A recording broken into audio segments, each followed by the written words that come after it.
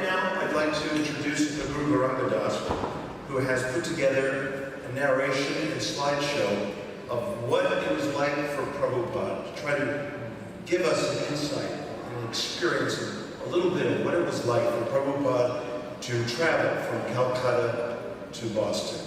Thank you, Dr. Schweig. Ladies and gentlemen, this is a slideshow titled A Most Improbable Journey. At 12:30 p.m. on this day, exactly 50 years ago, A.C. Bhaktivedanta Swami disembarked at the port of New York City after completing a transoceanic journey of 38 days, during which the almost 70-year-old Swami had suffered 2 successive heart attacks at high sea and nearly died. Elderly and penniless, Bhaktivedanta Swami had journeyed on an old freighter from the port city of Calcutta. That freighter, the MV Jaladuta of the Scindia Steam Navigation Company, had been the temporary residence of a frail but determined passenger on his solitary journey to fulfill the great mission of his life. In keeping with the theme and mood of this most improbable journey, I shall refer to His Divine Grace A.C. Bhaktivedanta Swami Prabhupada as Bhaktivedanta Swami during this presentation. I've used period photos wherever possible, with few exceptions.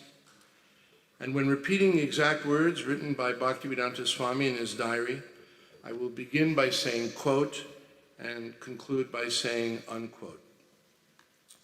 Let us now pick up the story of this most improbable journey where it began, in Vrindavan, India, the holy place where Lord Sri Krishna appeared on earth some 5,000 years ago. Next. 1959, quote, I was sitting alone in Vrindavan, writing. My godbrother insisted to me, Bhaktivedanta Prabhu, you must do it. Without accepting the renounced order of life, nobody can become a preacher. So he insisted. Not he insisted, practically my spiritual master insisted.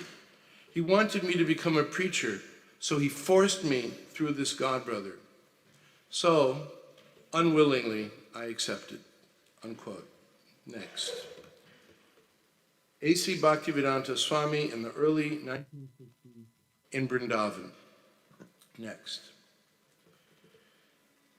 A.C. Bhaktivedanta Swami occupied these quarters in the Radha Damodar temple in Vrindavan, India. There he prayed, studied, and translated the Srimad Bhagavatam, the transcendental text known as the mature fruit of all Vedic wisdom. In fact, some Vrindavan residents began to refer to Bhaktivedanta Swami as the Swami who always writes. Bhaktivedanta Swami occupied 2 rooms connected by a veranda. This room served as his sitting room and bedroom. Next. In this room, which served as his kitchen, A.C. Bhaktivedanta Swami would take prasadam. Next.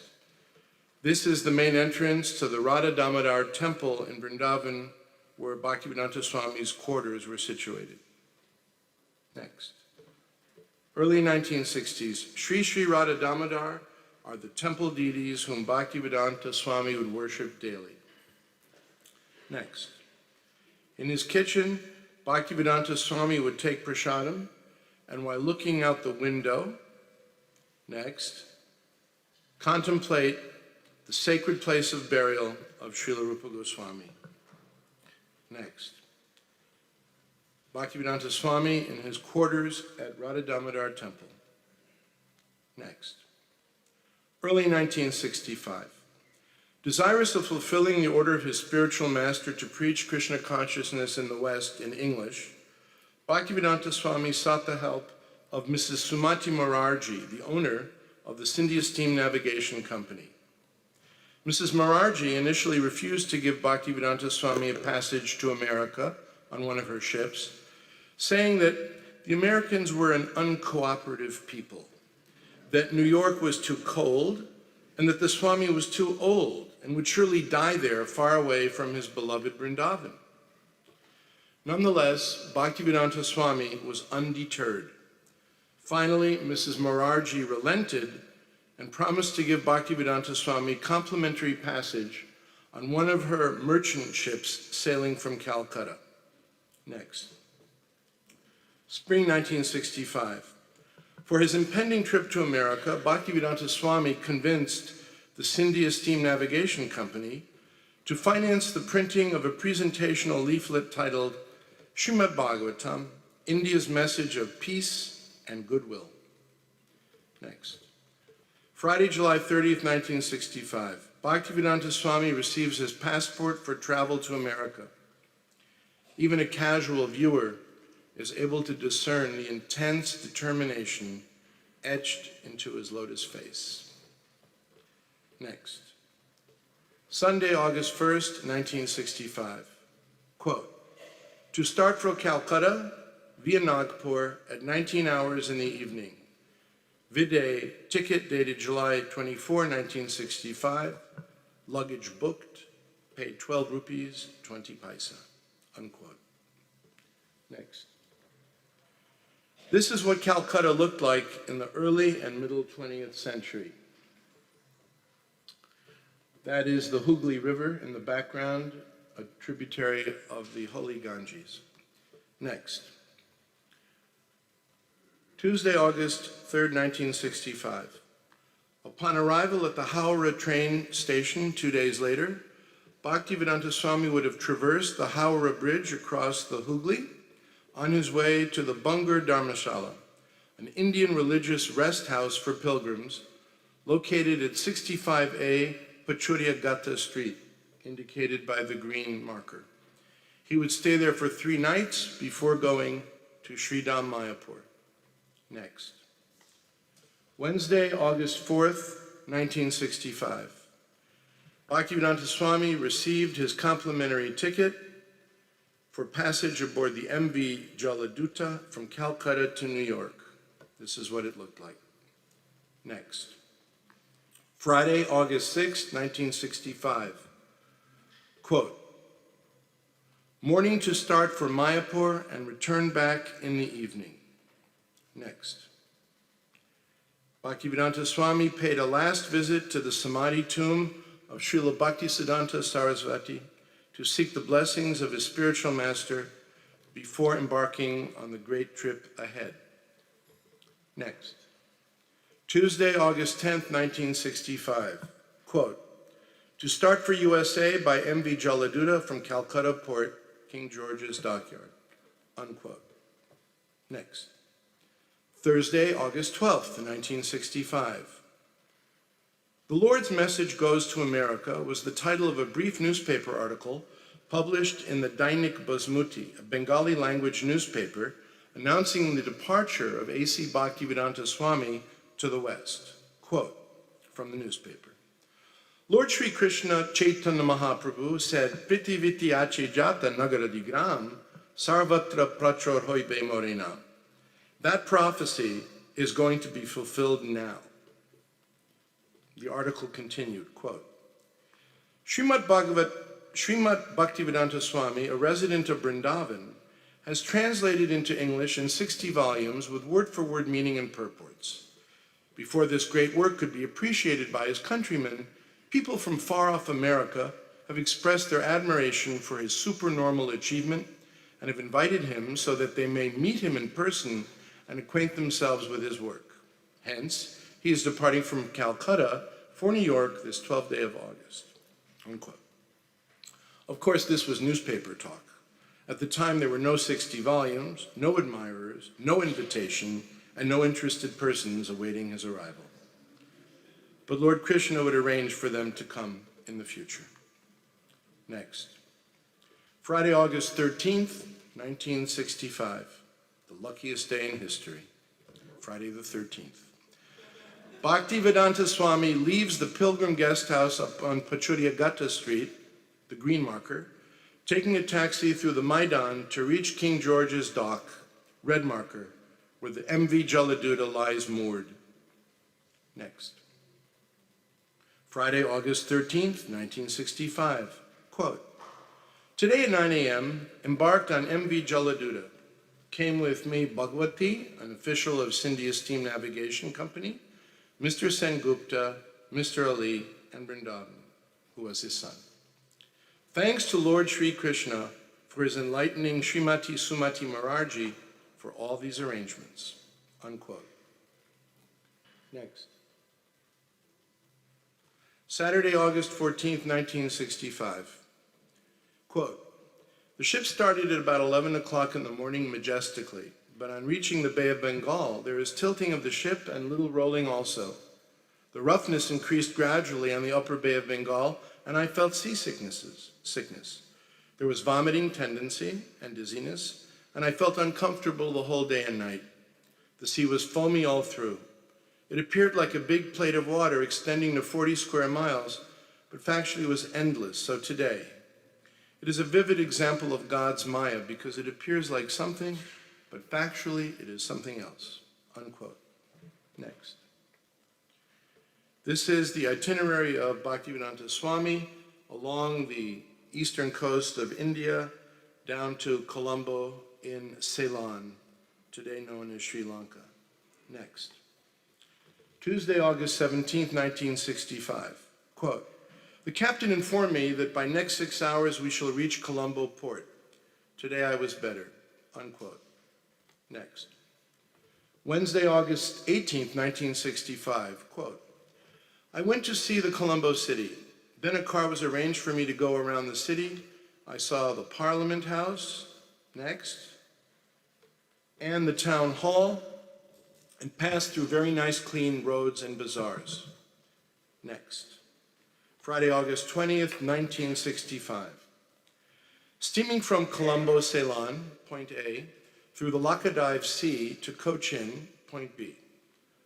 Quote, "Today the captain arranged for a meeting on board the MV Jaladuta on account of Janmashtami Day, and I spoke for an hour on the philosophy and teachings of Lord Sri Krishna.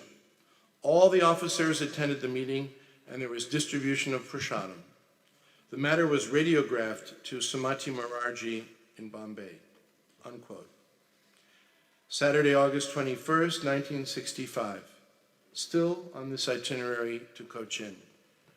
Today is Bhaktivedanta Swami's 69th birthday. He makes no entry of it in his diary. Evidently, he did not consider it worth mentioning. Next. Sunday, August 22nd, 1965. Quote, "At about 10 a.m., we are now in the dockyard of Cochin." Unquote. Next. Sunday, August 22nd, 1965. Quote, "Two big islands known as Cochin and Ernakulam are joined by an iron overbridge. The iron overbridge was constructed by the Britishers very nicely." Unquote. Next. Sunday, August 22nd, 1965. Quote, "There is a nice park on the bank of the Gulf, and it is named Subhash Bose Park. It is good that Subhash Babu is popular in this part of the country." Unquote. Next. Sunday, August 22nd, 1965.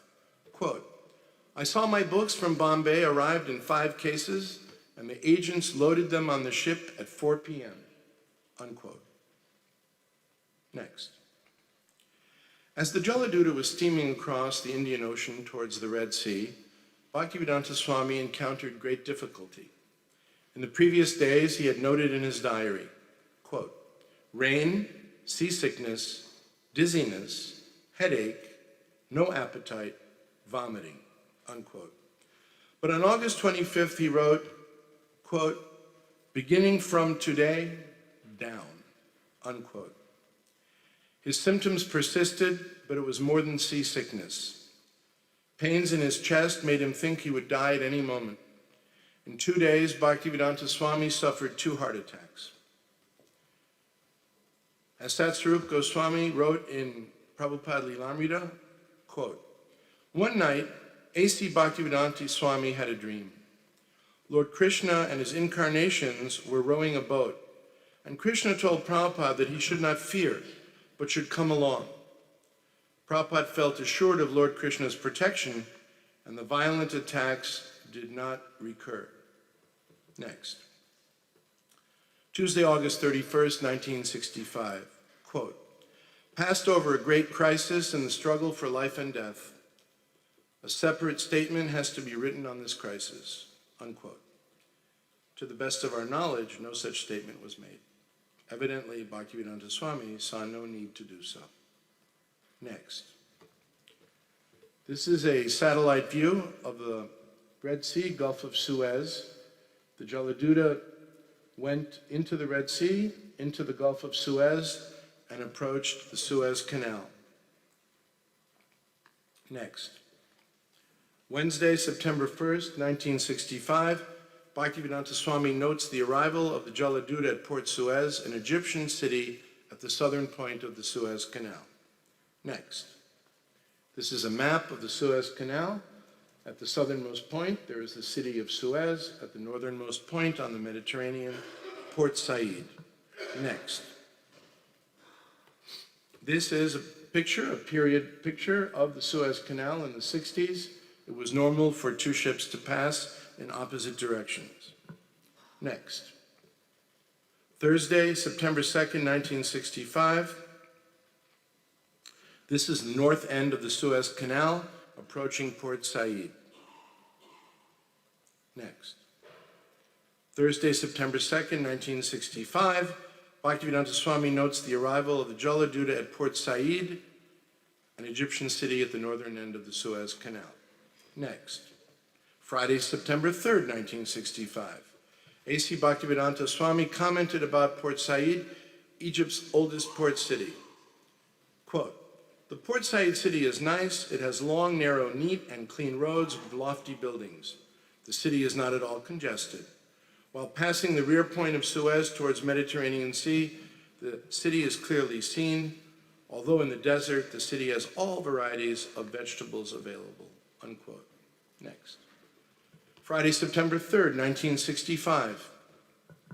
The Jaladuta sails past the Grand Mosque of Port Faoud on the eastern side of the Suez Canal, opposite Port Said. If Bhaktivedanta Swami had been on board, that's exactly what he would have seen. On deck, excuse me. That's exactly what he would have seen. Next. Saturday, September 4, 1965. Upon leaving the Suez Canal, the Jaladuta heads into the waters of the Mediterranean Sea toward Sicily and Malta. Next. Tuesday, September 7, 1965. Quote, today Varaha Dvadashi observed, the best atmospheric condition on the Mediterranean Sea. All along, we have seen the Algerian coast, unquote. Next. Tuesday, September 7th, 1965. The journey continues as Bhaktivedanta Swami reaches the Strait of Gibraltar, connecting the Mediterranean Sea to the Atlantic Ocean. Next. Wednesday, September 8th, 1965, quote, we passed over Gibraltar Port. The other side is Spanish Morocco. There is regular ferry steamer service. The strait is wide, about 7 miles across. Next. Wednesday, September 8th, 1965, quote, we are in the Atlantic, unquote. Next. Friday, September 10th, 1965, quote, today the ship is plying very smoothly. I feel today better, but I am feeling separation from Sri Vrindavan and my lords, Sri Govinda, Gopinath, Radha Damodar. The only solace is Sri Chaitanya Charitamrita, in which I am tasting the nectarine of Lord Chaitanya's Leela. I have left Bharata Bhumi just to execute the order of Sri Bhakti Siddhanta Saraswati in pursuance of Lord Chaitanya's order. I have no qualification, but I have taken up the risk just to carry out the order of His divine grace. I depend fully on their mercy so far away from Vrindavan, unquote. Next. Saturday, September 11th, 1965, quote, today the ship ran on very smoothly, the sky was clear, and there was sunshine all the day, unquote. Next. Saturday, September 11th, 1965. Here is a photo of the MV Jaladuta, quote, running very smoothly, unquote, which I was fortunate to find in an online database of historic merchant ships. To the best of my knowledge, this image has never before been shown in public. Next. Monday, September 13, 1965. Quote, I emphatically say to you, O brothers, you will obtain your good fortune from the Supreme Lord Krishna only when Srimati Radharani becomes pleased with you. Sri Srimad Bhaktisiddhanta Sarasvati Thakur, who is very dear to Lord Gauranga, the son of Mother Sachi, is unparalleled in his service to the Supreme Lord Sri Krishna. He is that great saintly spiritual master who bestows intense devotion to Krishna at different places throughout the world. Next. Tuesday, September 14th, 1965. Quote, I was talking in the captain's room with the chief engineer, Mr. Travers, who told me that he had never had such experience of calm and quietness in the Atlantic.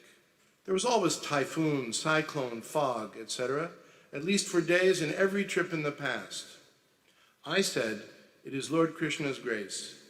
If such things as usual in the Atlantic would have taken place, I would have died, unquote. Next. Friday, September 17th, 1965. After a 35-day journey from Calcutta, the Jaladuta reached America at Boston, docking at Commonwealth Pier at 5:30 in the morning. Next. Friday, September 17th, 1965. It was at Boston's Commonwealth Pier that Bhaktivedanta Swami composed another poem in Bengali titled Markini Bhagavad Dharma. Some of the verses he wrote on board the ship that day are as follows. Next. Quote, My dear Lord Krishna, you are so kind upon this useless soul, but I do not know why you have brought me here. Now you can do whatever you like with me. But I guess you have some business here, otherwise why would you bring me to this terrible place? But I know that your causeless mercy can make everything possible because you are the most expert mystic. Somehow or other, O Lord, you have brought me here to speak about you. Now, my Lord, it is up to you to make a success or failure, as you like. O spiritual master of all the worlds, I can simply repeat your message. So if you like, you can make my power of speaking suitable for their understanding.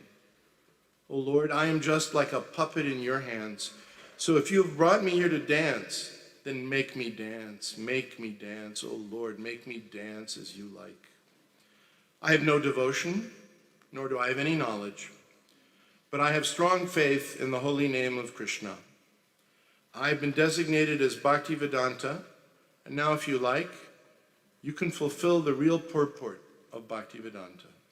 Signed, the most unfortunate, insignificant beggar, A.C. Bhaktivedanta Swami, on board the ship Jaladuta, Commonwealth Pier, Boston, Massachusetts, USA, dated 18th September, 1965.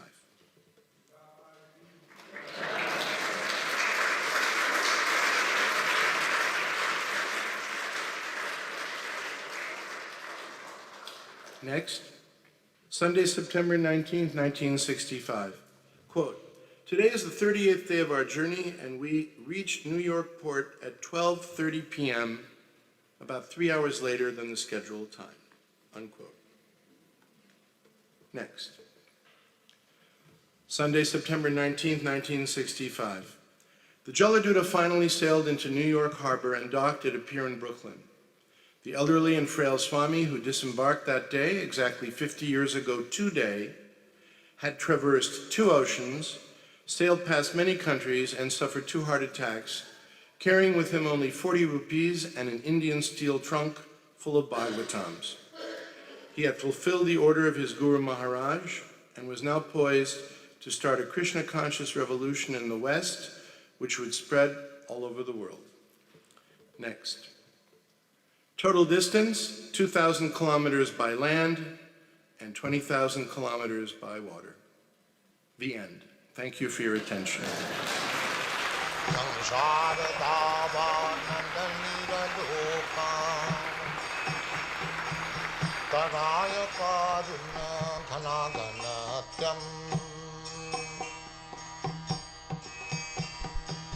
प्राप्तस्य कल्याणगुणान्नवशम् वन्दे